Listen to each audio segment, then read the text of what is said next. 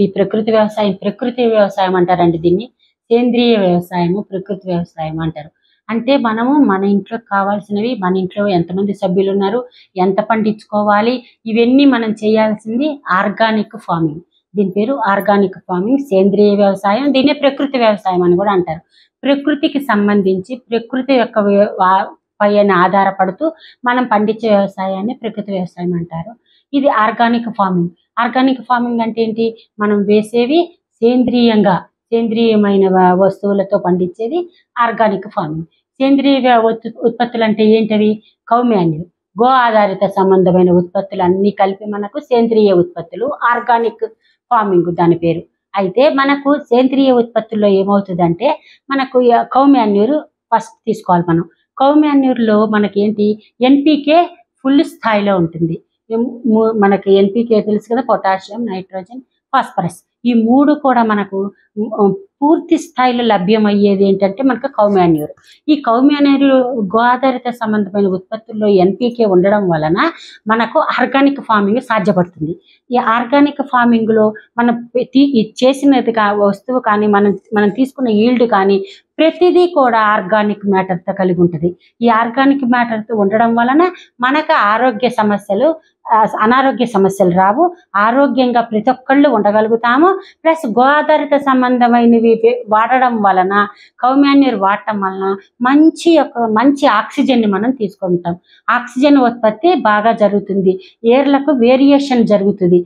ఇప్పుడు దాని వలన ఏమవుతుంది? వానపాములు వృద్ధి అవుతాయి అన్నమాట.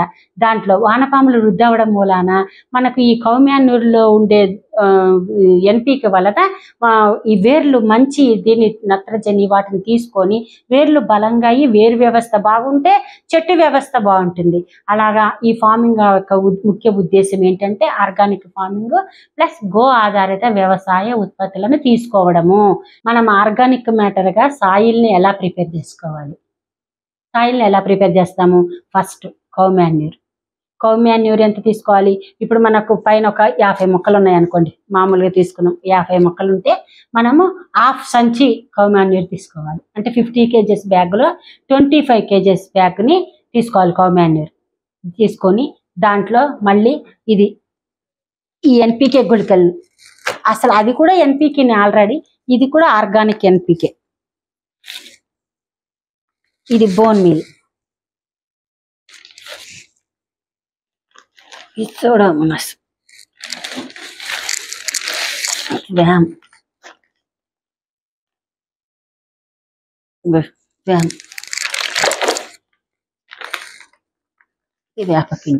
వేపపిండి ఫస్ట్ మనము ఏదైనా కౌ మాన్యూర్లో తీసుకునేటప్పుడు వేపపిండి కంపల్సరీ తీసుకోవాలి ప్రతి దానికి కూడా. ఎందుకంటే వేపపిండిలో మనకు లోపల ఉండే సాయిల్లో ఉండే మంచి ఆర్గానిక్ మ్యాటర్ తయారవుతుంది వేపపిండితో. దీనివల్ల నెమటోడ్స్ కానీ అలాంటివన్నీ కూడా మనకు సాయిల్లో రాకుండా ఉంటాయి అన్నమాట. అందుకని వేపపిండి కంపల్సరీ వాడాలి. ఒక సాయిల్లో మనం కౌ మాన్యూర్ తీసుకున్నప్పుడు వేపపిండి తీసుకోవాలి, ఎన్పికే గుళికలు తీసుకోవాలి, వ్యామ్ తీసుకోవాలి. వ్యామ్ ఎందుకంటే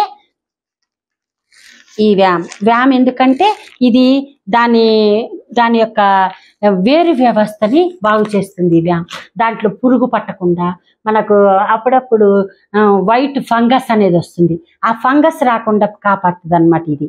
అందుకని ఇది వ్యామ్ తీసుకోవాలి. తర్వాత వ్యామ్ నుంచి మళ్ళీ వచ్చేసి ట్రైకోడెర్మా,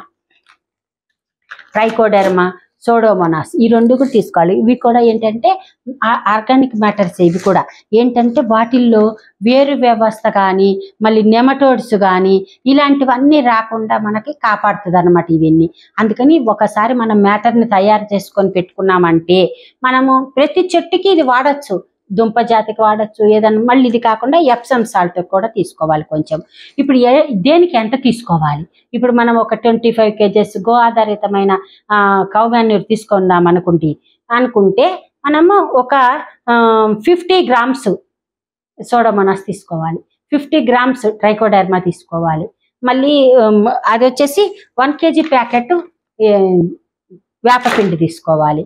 ఇలా తీసుకొని అన్ని కలుపుకొని వ్యామ్ కూడా 1/2 kg, ఇది కేజీ కదా, దీంట్లో 1/2 kg తీసుకోవాలి. ఇవన్నీ కలిపేసి మ్యాటర్ని మనం ఒక టబ్బుకి ఎత్తేసుకొని అవన్నీ ఒక చెట్టును బట్టి ఇప్పుడు మనం సాయిల్ ఒకటి సాయిల్ 20% తీసుకుందాం అనుకోండి.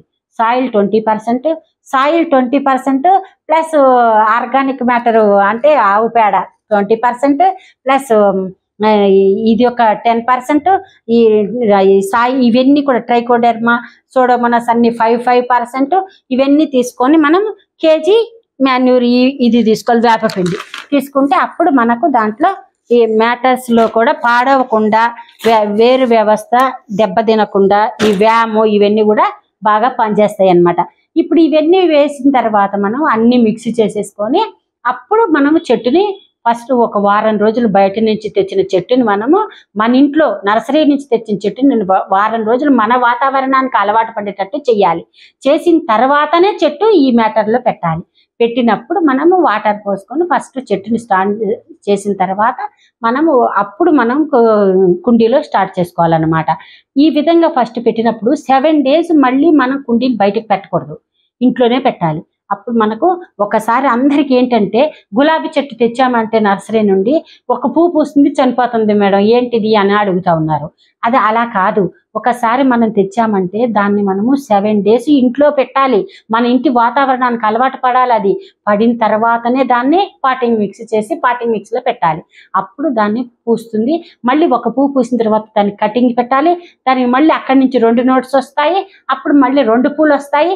అలా అన్నమాట. ఏదైనా మనం వృద్ధి చేసుకోవడంలో ఉంటుంది. జాగ్రత్తగా వాతావరణానికి అనుకూలమైన పరిస్థితులు వచ్చినప్పుడు ఆ పూలు అవే పూస్తాయి. కానీ కరెక్ట్ మ్యాటర్స్తో కరెక్ట్ మాన్యూర్స్తో వాటిని అన్నింటినీ మనం డీల్ చేయడమే ముఖ్యం అన్నమాట.